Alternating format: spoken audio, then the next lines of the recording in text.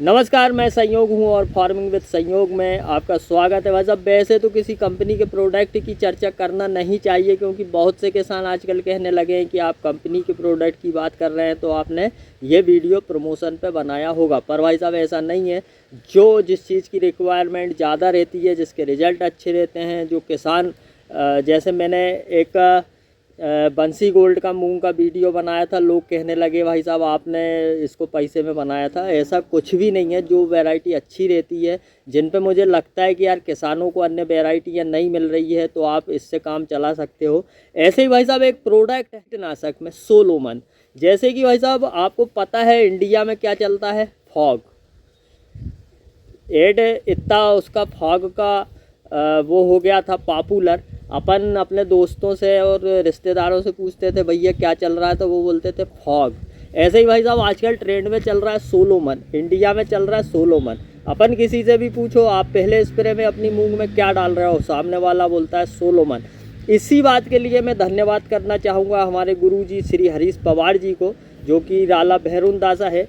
इन्होंने पिछली बार जो हमारी मूंग में पहला छिड़काव हो रहा था, उस समय पर मज़ा नहीं आ रहा था भाई साहब, छिड़काव करने में आनंद नहीं आ रहा था। इनसे पूछा क्या डालें, इनने कहा सोलोमन। भाई साहब जब से सोलोमन ट्रेंड में है, बहुत शानदार चीज़ है। आपको एक बात बताऊं, ये कंपनी के उस पर तो नहीं लिखी हुई है सोलोमन के बारे में, पर इसकी खासियत ये है कि इसके छिड़काव करने के बाद में पत्तों में एक चमक अलग ही दिखाई देती है। ऐसा लगता है कि अपन ने कोई टॉनिक डाली है। ऐसा कंपनी तो नहीं कहती है, मैं कह रहा हूँ अगर आप भी सोलोमन डालेंगे तो आपको ये बात देखने को मिलेगी। सोलोमन जो है वो दो चीज़ों से मिलकर बना हुआ है। एक तो इसके अंदर है बीटा साइफ्लूथ्रिन 8.49% में है, और इसी के साथ इसमें मिल जाता है हमें इमीडा क्लोरोपेड 19.81% में। भाई साहब ये ओडी फार्मूलेशन में है। ओडी का मतलब होता है ऑयल मिला हुआ है इसमें। इसके ऑयल की खासियत ये है भाई साहब कि ये पौधे में बहुत बेहतरीन तरीके से एकदम से आसानी से जराक में फैल जाता है। और ये जो ऑयल है भाई साहब, ये ऑयल वाला फार्मूलेशन जो है, इसको अपन गर्मी बरसात ठंड किसी भी सीजन में अपनी फसल में डालो, ये बराबर बहुत ही बेहतरीन तरीके से काम करता है।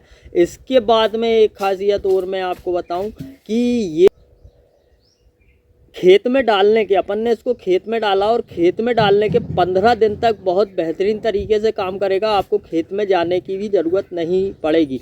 खास करके मूंग में अपन ने देखा होगा सफ़ेद मच्छर, acid jassid, thrips, fruit borer, suit borer, वहाँ से चल के उसका क्या नाम है, गार्डल बीटल जो रिंग बना देती ना, रिंग कटर, इस प्रकार के जितने भी कीट हैं चूसने और चबाने वाले, इन सभी कीटों को ये बहुत ही बेहतरीन तरीके से कंट्रोल कर देता है। बीटा साइफ्लूथ्रिन जो है भाई साहब वो सिंथेटिक पायराथ्राइड ग्रुप से है, और इमीडा क्लोरोपेड जो है वो न्यू निकोटिन ग्रुप से है। पर इन दोनों का ही जो काम करने का तरीका है, ये कीटों को पैरालिसिस कर देते हैं, इनका दिमाग कमज़ोर कर देते हैं, कीट खाना पीना बंद कर देते हैं और मर जाते हैं। पर इसमें भी बीटा साइफ्लूथ्रिन जो है वो एक काम करता है कि ये नॉकडाउन एक्शन के साथ है। इसको हम जैसे ही डालेंगे ये वैसे ही पूरे पौधे पे फैल जाएगा और तुरंत ही एकदम से ही कीटों को मारने का काम कर देगा। तो मैं उम्मीद करूंगा कि सोलोमन की टूटी फूटी भाषा में जो जानकारी दी है वो आपको अच्छी लगी होगी। अच्छी लगे तो शेयर करना। इसका डोज और बता दूं, मूंग के लिए खास करके मूंग में हम इसे 120 से 150 ml तक 1 एकड़ में चला सकते हैं। शर्त ये है कि 1 एकड़ में पानी की मात्रा हमें 100 से 120 लीटर ही लेना है। आपकी मूंग अगर छोटी है, सिर्फ 2 पत्ती पे आपको छिड़काव करना है, तो आप सोलोमन के साथ अपना कोराजन वाला टेक्निकल, जिसके अंदर होता है